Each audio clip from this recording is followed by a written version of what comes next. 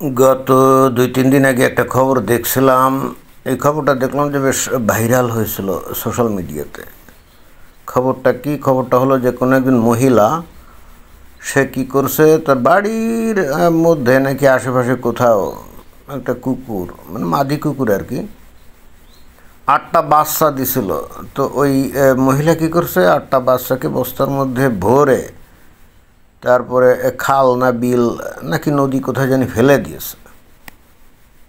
তো স্বাভাবিকভাবে বস্তা বন্দি করে যদি বাচ্চাগুলোকে ফেলে দেওয়া হয় তাহলে ৮টা কুকুরই তো মারা গেছে, তাই না? তো এখন দেখা গেল যে সেই মহিলাটা নাকি একজন সরকারি কর্মকর্তার স্ত্রী। তো এইখানে খবর বের হয়েছে, ৮ কুকুরছানা হত্যা মামলায় সরকারি কর্মকর্তার স্ত্রী গ্রেপ্তার।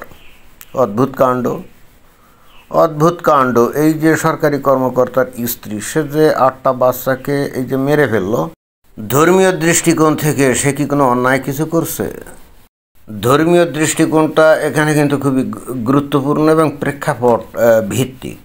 কারণ ৫ আগস্ট ২০২৪ সালের পরে আমরা তো দেখতে পাচ্ছি যে বাংলাদেশের তাওহিদি জনতা এবং জনগণ বস্তুত বাংলাদেশে ইসলামী শাসন কায়েমের জন্য তারা কিন্তু স্বপ্ন দেখছে, এবং তারা কিন্তু যে জামায়াত ইসলাম নামক যে ইসলামী দলটা, তার পিছনে কাতারবদ্ধ হয়ে বস্তুত তারা স্বপ্ন দেখছে যে অচিরাত হয়তো বাংলাদেশে একটি ইসলামী শাসন কায়েম হবে। সুতরাং বাংলাদেশে যদি ইসলামী শাসন কায়েম হতেই যায়, তাহলে দেশের জনগণকেও তো ইসলামী মূল্যবোধ এবং আদর্শ দ্বারা প্রভাবিত থাকতে হবে, উদ্বুদ্ধ থাকতে হবে, তাই না? তো তাই যদি হয়, তাহলে এই ভিত্তিতে অর্থাৎ এই প্রেক্ষাপটে যদি এই ৮টা কুকুরছানা হত্যার বিষয়টাকে আমরা যদি দেখি, তাহলে সে কি এটা অন্যায় করছে কিনা? বহু হাদিস আছে, নবীর কথিত একেবারে সহিহ হাদিস, যেখানে বলা আছে যে কুকুরদেরকে কি হত্যা করে ফেলতে হবে, কুকুরদের হত্যা করে ফেলতে হবে। কারণ এই কুকুর নাকি অপবিত্র একটা জীব, এটাই কারণ।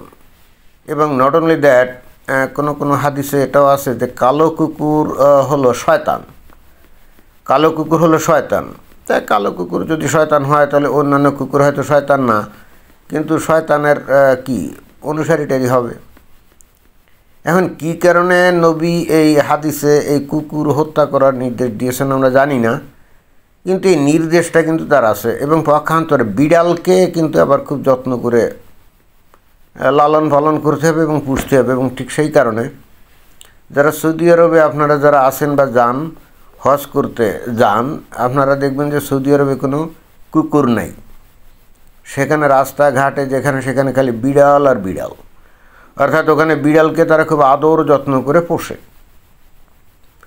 তো যেহেতু কুকুরকে হত্যা করার নির্দেশ স্বয়ং নবী দিয়েছেন, তাহলে এই যে সরকারি কর্মকর্তার স্ত্রী, সে কিন্তু একদম সহি মুমিনা, একেবারে পরহেজগার খাঁটি সহি মুমিনা। তো উনি নবীর শিক্ষা অনুসরণ করেই তো এই কাজটা করছেন, অর্থাৎ এই কুত্তাছানাগুলোকে হত্যা করে ফেলছে, অর্থাৎ শয়তানের অনুসারী এরা, তাই না? তো তাহলে এখানে এই যে নারী, উনি অপরাধটা কী করলেন? ধর্মীয় দৃষ্টিকোণ থেকে কি অপরাধ উনি করছেন? না, উনি করেন নাই। তাহলে এই যে কাজের জন্য তাকে আসলে পুরস্কার দেওয়া উচিত, সেখানে পুরস্কার না দিয়ে তাকে তিরস্কার দেওয়া হচ্ছে, খালি না, রীতিমতো শাস্তির আওতায় নিয়ে যাওয়া হচ্ছে, অর্থাৎ তাকে এখন গ্রেপ্তার করে নিয়ে যাওয়া হচ্ছে। এখন এই ৮টা ছানা যে সে হত্যা করছে, এটার এগেনস্টে তার বিরুদ্ধে কে কেস করলো?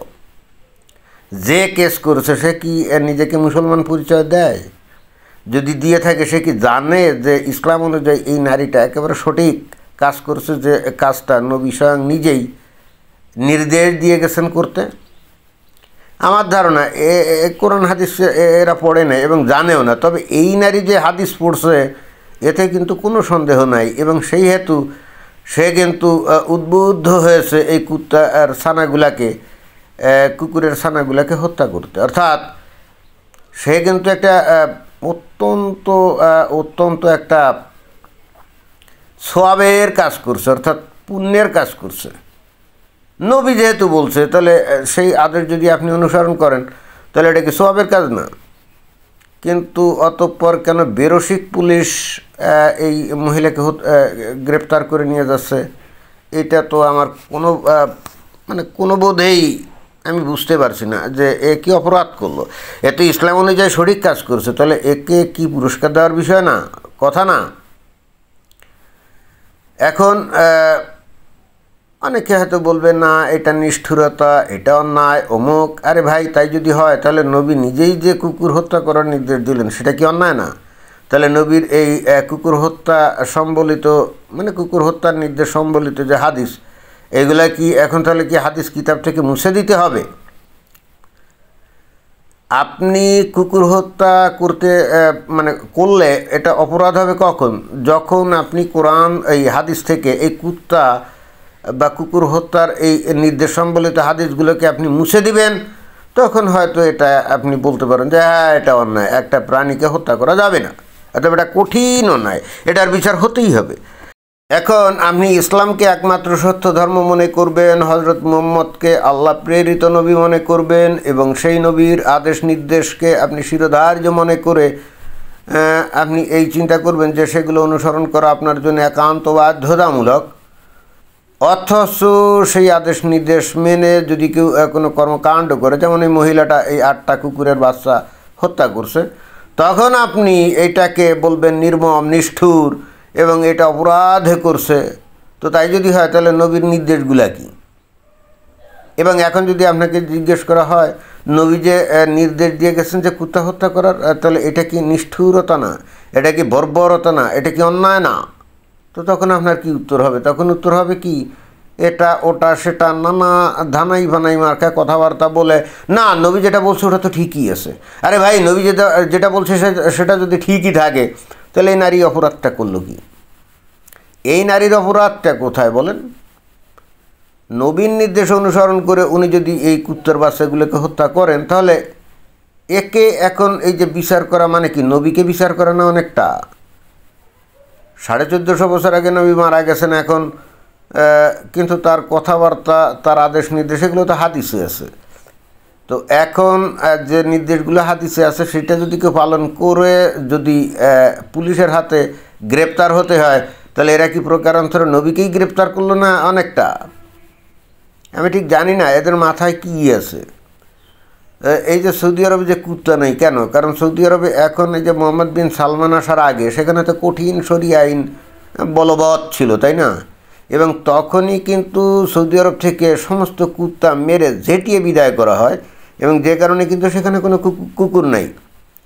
এখন মোহাম্মদ বিন সালমান হয়তো আধুনিক রাষ্ট্র গঠন করার দিকে মন দিয়েছে, এখন হয়তো কিছু কুত্তা টুত্তা থাকতে পারে ঘুপসিতে, আমি জানি না আছে কি না, কিন্তু থাকলে থাকতেও পারে। কিন্তু আপনি মুসলমান হবেন, আপনি ইসলামকে সত্য বলবেন, নবীকে আপনি আদর্শ মানবেন, অথচ তার নির্দেশ পালন করলে সেটা ফৌজদারি আদালতে মামলা হয়ে যাবে।